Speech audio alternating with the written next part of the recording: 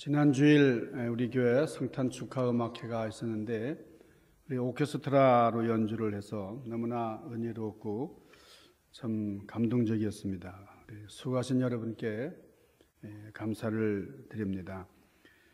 성탄절은 기쁘고 좋은 날입니다. 성탄절을 한마디로 말하면은 선물이다 이렇게 얘기를 해요. 예수님께서 선물로 오셨기 때문에 너무나 좋은 복음의 좋은 선물이다. 기쁨의 좋은 선물이다. 그래서 우리 크리스마스가 되면은 선물을 서로 주고받고 합니다만은 그런데 요즘에 말씀을 이렇게 나누는 분들이 좋은 성탄절, 나쁜 성탄절 이런 얘기를 해요. 올해는 참 성탄절 안 좋다고 말해요. 날씨가 좋으면은 좋은 성탄절이라 그래요. 날씨가 나쁘면은 나쁜 성탄절 이렇게 말합니다. 선물을 많이 받으니까 좋은 성탄절이라 그러고 선물을 받지 못하니까 쓸쓸한 성탄절이다 이렇게 말하는 분들이 있습니다. 성탄 카드를 올해는 많이 받았다. 의미 있는 성탄절이다. 그렇지 않으면은 무의미한 성탄절이다. 여러분, 성탄 장식을 잘 해놓으면은 흥겨운 성탄절이고 성탄 장식이 없으면은 흥겹지 못합니다. 그렇습니까? 매상을 많이 올리니까 성탄절답다 그러고 그렇지 않으면은 성탄절답지 않다 그래요. 성탄 매수가 안 올라간다 그래요. 그런데 성경은 이런 환경에 상관없이 이런 상황에 상관없이 예수님이 나신 날을 기쁜 날이다. 좋은 날이다. 그렇게 말합니다. 오늘 누가복음 2장 10절에서 11절에 보면은 천사가 이르되 무서워 말라. 내가 온 백성에게 미칠 큰 기쁨의 좋은 소식을 너희에게 전하노라. 크고 즐거운 좋은 소식이다. 큰 기쁨의 소식이다. 오늘날 다윗의 동네에 너희를 위하여 구주가 나섰으니 곧 그리스도 주시니라 그랬습니다. 우리 구주 예수 그리스도께서 우리를 위해서 이 땅에 오신 날이기 때문에 너무나 기쁜 날이에요. 날씨 상태와 상관없이 우리 기분 상태와 상관없이 우리 인간관계와 상관없이 물질의 유무에 따라서 좋은 절기가 되고 나쁜 절기가 되는 것이 아닙니다. 우리가 선물을 못 받아도 기쁜 날이에요. 비가 오고 장식이 없어도 즐거운 날이에요. 우리는 이런 상황과 환경을 초월해서 주님의 오심을 기뻐하는 여러분들 되시기를 바랍니다. 왜 이렇게 좋으냐? 성탄절은 하나님께서 우리를 대속하기 위해서 죄의 문제를 해결하기 위해서 오신 그런 날이다. 그러니까 얼마나 감사한 날이냐. 오늘 말씀의 내용을 우리가 예수님께서 마리아의 태 속에 계셨습니다.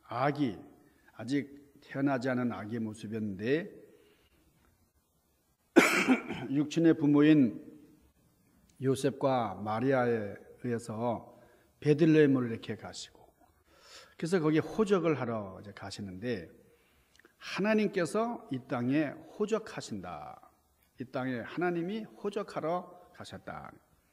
왜요? 우리를 너무나 사랑하시기 때문에 우리 인간과 똑같은 모습으로 그래서 우리를 구원하시기 위해서 예수님을 이 땅에 보내시고 우리의 죄를 짊어지시고 대신 죽게 하시려고 하는 계획, 그 계획을 이루시는 그 절기가 성탄절입니다. 자, 근데 하나님께서 이런 선택을 하실 때에 왜 하필이면 베들레헴인가? 많은 장소가 있고 많은 좋은 곳이 있어요. 그런데 왜 하필이면 베들레헴을 택하셨는가? 이스라엘의 왕이 살던 예루살렘이 아니고 로마라고 하는 권력의 중추적인 도시가 아니고 예수님의 부모님이 여행 중에 그 베들레헴에서 예수님을 낳은 이유가 무엇일까? 여기에는 하나님의 큰 경륜이 깃들여 있다고 하는 겁니다. 자, 오늘은 예수님 탄생의 비결, 왜 베들레헴에서 태어나셨는가 하는 것을 말씀드리려고 그래요. 여러분, 이런 것을 커밍아웃이라죠. 커밍아웃이라고 하는 말은 감추었던 것을 드러내는, 폭로하는 것이 커밍아웃이잖아요. 우리 예수님께서 이 땅에 오신 이런 놀라운 사실들, 베들레헴에서 태어나신 그런 분명한 이유가 있어요. 그것을 몇 가지 살펴보려고 합니다. 첫째는 예언적인 면에서요. 예언적인. 우리 예수님께서 이 땅에 오신 것, 특별히 베들레헴에 오신 것은 우연이 아니라는 거예요. 하나님의 계획이 있었습니다. 하나님의 선지자들이 오랜 세월 동안 예언을 했어요. 메시아가 태어날 것이다. 메시아가 오실 것이다. 예언을 했어요. 자, 아담이 뱀의 모습을 한 그런 마귀에게 속아서 죄인으로 전락했습니다. 그때 하나님께서 메시아를 보내주시겠다, 그렇게 약속을 하셨죠. 창세기 3장 15절에 보면 내가 너희로 여자와 원수가 되게 하고 너의 후손도 여자의 후손과 원수가 되게 하리니 여자의 후손은 너의 머리를 상하게 할 것이요 너는 그의 발꿈치를 상하게 할 것이라. 하나님께서 마귀에게 하신 말씀이죠. 이 여자의 후손이 누굽니까? 장차 인간을 구원하실 메시아입니다. 여러분은 여자의 후손입니까? 남자의 후손입니까? 여러분은 여자의 후손이에요? 남자의 후손이에요? 어려워요? 여자의 후손이에요? 여러분, 족보에 보면은 여자 이름이 원래 안 들어가요. 여러분의 아버지, 할아버지 이렇게 이름 있는 거죠. 그러니까 씨가 말하는 거죠. 그러니까 다 우리는 남자의 후손이에요. 여자 혼자서 아이를 낳을 수 없어요. 아이가 생겼다는 것은 씨를 준 남자가 있다는 거죠. 남자가 애를 낳을 수는 없지만은 남자의 후손이지 여자의 후손이라고 하는 게 아니죠. 그러니까 여기 여자의 후손이라고 하는 말은 남자 없이 여자가 아이를 낳았다는 뜻이에요. 그러니까 여자의 후손 그런데 이 세상에 남자 없이 아이를 누가 낳아요? 낳을 수가 없죠. 그런데 우리 예수님께서는 남자 없이, 남자를 모르는 그런 마리아를 통해서 이 땅에 오신 분. 그래서 여자의 후손이에요. 자, 여러분은 남자의 후손입니까? 여자의 후손입니까? 아직도 대답을 못하는 분들은 눈치가 참 없는 분들이죠. 여러분들은 다 남자의 후손. 이 세상의 모든 분들은 다 남자의 후손이에요. 그런데 여기 창세기 3장 15절에 보니까 여자의 후손이 계속 여자의 후손이라는 말씀을 하나님이 하십니다. 자, 남자를 모르는 성령으로 잉태된, 자, 그래서 여자의 후손이 누구냐? 장차 인간을 구원하실 메시아를 말하는 것이다. 자, 예수님 탄생하기 전에 미가가 예언을 합니다. 한 700년 전에 이미 예언이 됐는데, 여러분 미가서 5장 2절에 보면은 베들레헴 에브라다야 너는 유다 족속 중에 작을지라도 이스라엘을 다스릴 자가 너에게서 내게로 나올 것이라. 그의 근본은 상고의 태초에니라. 이렇게 말씀을 했어요. 자, 메시아 되신 예수님께서 베들레헴에서 태어날 것이다. 이렇게 다시 한번 예언을 했습니다. 그래서 베들레헴에서 태어났었다는 것은 이미 하나님의 계획 속에 있는 예언의 내용이다 하는 거예요.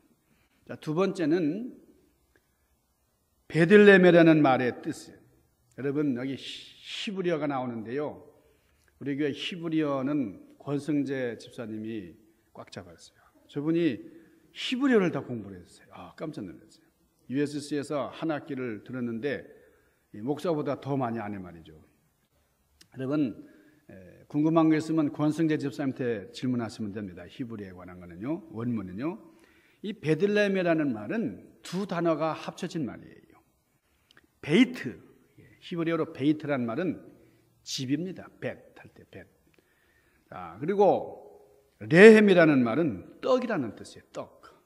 그러니까 저걸 이렇게 원문으로 다 이렇게 해놓으셨네요. 예? 브레드, 하우스 이렇게 붙여져 가지고 말이에요. 레헴과 베이트. 이게 무슨 말입니까? 밥집이라는 거예요. 밥집. 여러분 밥집이 어디예요? 식당이에요. 식당. 레스토랑. 그러니까 밥을 언제든지 먹을 수 있는 밥집이 바로 베들레헴이다 그 말이에요. 자, 예수님께서 당신을 지칭하실 때 뭐라 그러셨어요? 나는 떡이다. 떡. 여기 떡이라는 말은 우리가 먹는 간식으로 먹는 그런 떡이 아니고 밥을 말하는 거예요. 주식. 내가 양식이다 그 말이에요. 나는 생명의 떡이다. 나에게 오는 자는 결코 줄이지 아니할 것이요. 어디 있습니까? 요한복음 6장 48절 말씀. 나는 너희를 기갈하게 하지 않는다. 영원히 나에게 오는 자는 목마르지 아니할 것이다. 요한복음 6장 51절에도 보면은 나는 하늘로서 내려온 산떡이니 사람이 이 떡을 먹으면 영생하리라. 나의 줄 떡은 그 세상의 생명을 위한 내 살이다. 그래서 성찬식을 제정을 해 주셨잖아요. 그러니까 우리는 생명의 빵이신, 생명의 밥이신 우리 예수님을 먹는 거예요. 예수님의 살, 예수님의 피를 공급받는 겁니다. 생명의 밥으로 오신 예수님께서 우리에게 생명을 주시려고 이 땅에 오셨다는 거예요. 자, 베들레헴이라는 말은 식당이라는 뜻이다. 여러분 잊으시지 않겠죠? 식당 그러면은 베들레헴, 밥집이다 그 말이에요. 7절에 보면 구유가 나옵니다. 구유. 구유라는 말은 파트네래요. 파트네. 이거는 히라버예요. 파트네인데 짐승의 여물통이에요. 짐승의 밥그릇. 밥을 먹는 우리가 이제 주발을 놓고 국것을 놓고 이렇게 밥을 먹듯이 동물들의 먹이통입니다. 자, 우리 예수님께서 외양간에서 태어나셨다. 자, 여러분 성경에서는 하나님의 뜻을 거역하고 살아가는 사람, 그런 나라를 짐승으로 표현했는데 하나님께서 참 그 아드님 되시는 예수님을 이렇게 천한 곳, 힘든 비천한 곳으로 이제 보내셨다. 그러니까 짐승 같은 자들의 밥이 되기 위해서 오셨다 하는 거예요. 자, 우리는 육신의 생명을 유지하기 위해서 밥을 먹잖아요. 그러면 영생을 얻기 위해서 뭘 해야 되느냐? 생명의 밥, 생명의 떡이신 예수 그리스도를 믿고 영접해서 영접할 때에 믿음이 바로 우리가 생명을 공급받는 영생을 선물로 얻어야 한다. 그 말입니다. 자, 세 번째는 이 베들레헴이라는 장소적인 면이에요. 세 번째. 자, 베들레헴은 목축하기 좋은 곳입니다. 옛날부터 이 유목민들이 어울려 살던 그런 곳이에요. 자, 예수님께서 태어나시는 그 순간에도 목자들이 양을 치고 있었다. 목자들이 밤을 새우면서 양을 치고 있었다. 누가복음 2장 8절에 기록이 되어 있어요. 유대 땅 베들레헴아, 너는 유대 고을 중에 가장 작지 아니하도다. 너에게서 한 다스리는 자가 나와서 내 백성 이스라엘의 뭐가 되리라? 목자가 되리라. 목자는 양을 치는 사람을 목자. 그래서 그 지경에 목자들이 많았기 때문에 예수님을 목자로 비유를 하셨어요. 자, 예수님께서 이 땅에 오셔서 말씀하시기를 나는 목자다. 직접 말씀을 하셨죠. 요한복음 10장 11절에 보면 나는 좋은 목자다. 선한 목자다.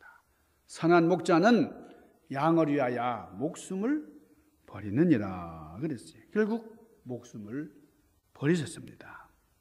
자, 목자와 같이 양무리를 먹이시고 양머리를 위해서 품에 안으시고 온전히 인도해 주시는, 여러분 이게 베드로서에 보면 베드로는 예수님을 목자장이다 그렇게 말씀해요.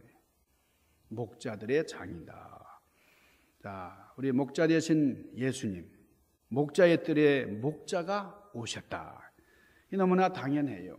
그래서 목자들이, 다른 사람들도 많이 있는데 특별히 목자들에게 천사가 나타나서 예수님을 찾아 경배하라 그렇게 말씀을 해주셨어요. 양이 되는 양인 우리에게 먹이를 주시고 목숨을 주시기 위해서 예수님께서는 베들레헴에 탄생하셔야 됐다 하는 겁니다. 자, 예수님 안에는 생명이 있어요. 예수님께서 생명이시기 때문에, 그런데 이 생명은 영원한 생명이기 때문에 죽음이 없는, 죽지 않는 생명이기 때문에 여러분, 우리는 하나님의 생명을 받을 때에 영생할 수 있습니다. 자, 네 번째는 군사적인 면에서요. 여러분, 이 베들레헴은 군사적으로 아주 요충지예요. 피난처입니다. BC 586년에 바벨론이 이스라엘에 쳐들어왔어요. 이스라엘을 침공했을 때에 이스라엘 백성들이 피난처로 도망간 곳이 베들레헴입니다. 베들레헴은 군사적인 면에서 피난처예요. 성경에 보면은 여러 군데서 우리 피난처에 대한 말씀을 많이 합니다. 시편 46편 1절에 보면 여호와는 우리의 피난처시요 힘이시니 환난 중에 만날 큰 도움이시다. 자, 우리의 진정한 피난처는 하나님이십니다.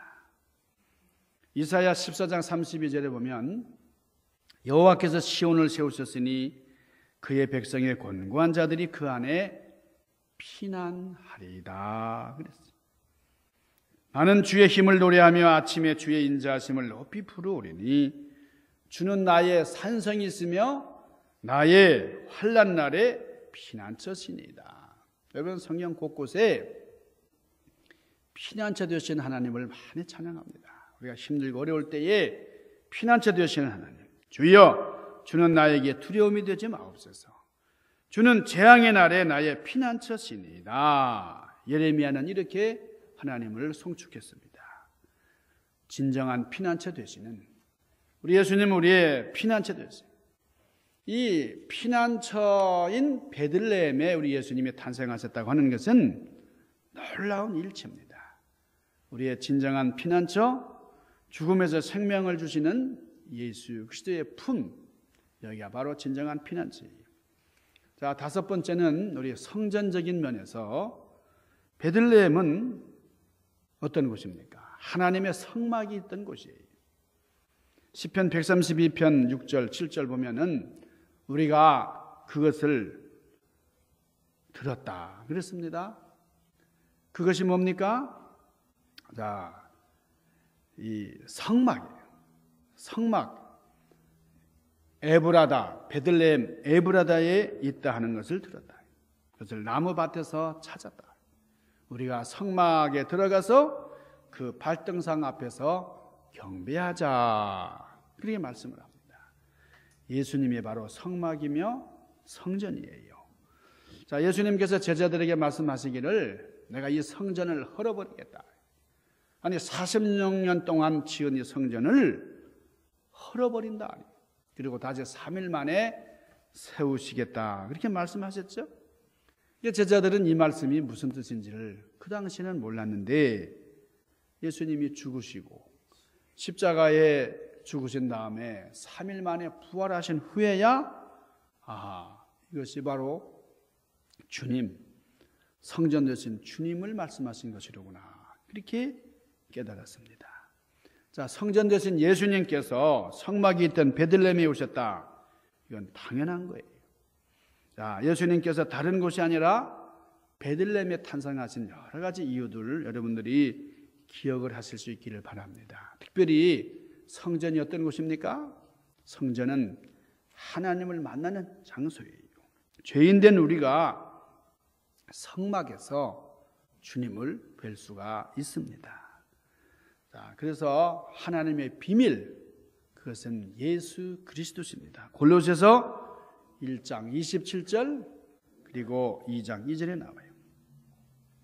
자, 오늘 이 본문에 보면은 7절 여관 주인이 나옵니다. 자, 이 사람이 예수님과 요셉, 마리아, 자, 어린 아이를 참 잉태한 그런 그 만삭이 된 그 산모와 함께 이 방을 찾는데, 쉴 곳을 찾는데 우리의 있을 곳이 없다. 여기 여관이 꽉 차서 호적하러 온 사람들로 인산인해를 이루어서 빈 방이 없다. 방을 내주지 않았어요. 그리고 내가 너무 바빠서 예수님을 영접하지 못했습니다. 자, 우리가 참 하나님의 일, 주님을 영접하는 일에 우리가 소홀할 때가 많이 있어요. 뭐 먹고 사는 일에 바쁘고 우리 생활고에 지쳐서 우리 주님을 영접하지 못할 때가 많이 있어요. 무엇이 중요합니까? 우리가 중요하다고 하면은 놓치지 않을 거 아니에요. 그러니까 예수님 영접하는 것보다 중요한 일들이 있기 때문에 우리가 이런 것을 놓치는 것이죠. 너무 바쁘니까 우리 예수님 생각할 겨를이 없었습니다. 여러분, 지금도 우리 여관 주인처럼 바쁘죠. 시간이 없어서 또 예수님을 못 믿는 사람들도 많이 있죠. 장사해야죠. 돈 벌어야죠. 이것저것 해야 되기 때문에 언제 믿어도 믿을 텐데 지금은 시간이 없어서 안 되고 나중에 해보겠다, 나중에 맺겠다 그래요. 지금은 주님을 위해서 일할 시간이 없고 나중에 본격적으로 해보겠다. 여러분, 이런 분들은 절대로 그것을 이루지를 못해요. 제가 그렇게 말씀하는 분들 많이 봤어요. 구체적으로 이루어진 것을 못 봤어요. 자, 지금은 적당히 예배만 참석하고 나중에 때가 되면 하겠다. 나중에 할게요. 지금은 때가 아니에요. 나중에도 그런 분들은 때가 안 옵니다. 여러분, 이 여관 주인이 그때 메시아를 영접하고 또 그때 참 자신의 안방을 내어드리고 그랬다면 얼마나 큰 축복이겠어요. 여러분, 지금 우리에게 중요한 일이 무엇입니까? 이번 성탄절에 우리 삶의 우선순위를 조절할 수 있기를 바랍니다. 자, 하나님께서 왜 예수님을 베들레헴에 그 많은 그 지역 중에도 하필이면 베들레헴에다가 예수님을 탄생시키셨는가? 자, 여러분 한번 얘기해 보실까요? 제가 5가지로 말씀을 드렸는데 첫째는 뭐예요? 예수님은 예언으로, 하나님의 말씀의 예언으로 오신 분이기 때문에. 두 번째는 예수님은 생명의 떡이시기 때문에 떡집 베들레헴으로 오셨다. 세 번째는 예수님은 진정한 목자이시기 때문에 목자의 뜰인 베들레헴에 오셨다. 네 번째는 예수님은 진정한 피난처시기 때문에, 자, 베들레헴은 군사적인 면에서 요충지다, 피난처다 그랬어요. 피난처로 오셨다. 자, 마지막 5번째, 예수님은 진정한 성전이십니다. 그래서 성막터로 보내심을 받았어요.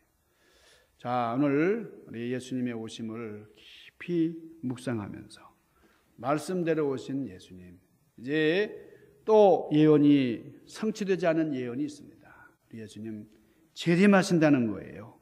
우리 예수님 심판주로 오신다는 거예요. 우리는 선지자들이 말씀하신 생명의 떡이신 예수님을 통해서 진정한 생명을 얻는, 영생을 얻는 귀한 여러분들 되시기를 주님의 이름으로 간절히 축원합니다. 기도하십시다. 신령하신 아버지, 우리 성탄을 기다리는 대강절, 하나님 진정으로 우리 주님께서 우리 마음에 탄생하시기를 원합니다. 주님이 제단에 오시고 우리의 경배를 받아 주시옵소서. 하나님의 영광을 위해서 크게 쓰임받는 제들 되게 하시고, 우리 마리아같이 순종하고 우리 요셉같이 예수님의 탄생을 적극적으로 후원하는 자리에 있기를 원합니다. 우리 여관 주인같이 주어진 기회와 그 찬스를 놓치는 그런 우리가 되지 않도록 하나님, 주어진 기회 열심으로 주님을 향하여 봉사할 수 있는 특권을 놓치지 않고 주님의 영광을 송축하는 죄를 삶이 되도록 은총으로 함께하여 주시옵소서. 예수님 귀하신 이름으로 간절히 구하옵나이다. 아멘.